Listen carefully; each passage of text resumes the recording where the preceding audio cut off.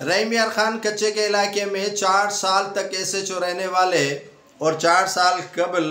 Retire होने वाले रफ़ीक अमन को एंटी करप्शन के रडार पर आ गए और एंटी करप्शन पंजाब ने उन्हें गिरफ्तार कर लिया है। साबिक एसएचओ रफ़ीक अमन पर इल्ज़ाम है कि उन्होंने नाजायज़ असासे बनाए हैं और वहाँ कच्चे की तकरीबन 1464 एकड़ ज़मीन पर कब्ज़ा करने के बाद वहाँ फसल की तैयारी करवाई और अरबों रुपए की जो है वो उससे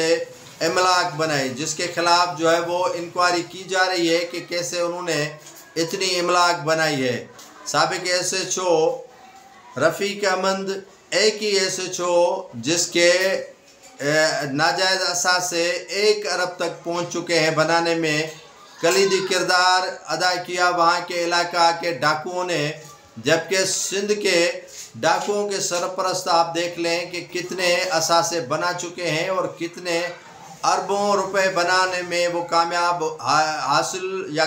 हासिल कर चुके हैं। जो रैंकर पुलिस एहलकार हैं वो भी कच्चे के इलाके में डाकुओं से मिले हुए हैं और काफ़ी इमलाक उन्होंने बना रखी है, काफ़ी ज़मीन भी उन्होंने कब्ज़े कर रखी है, जिसके भी इंक्वायरी करने की ज़रूरत है इसी एसएचओ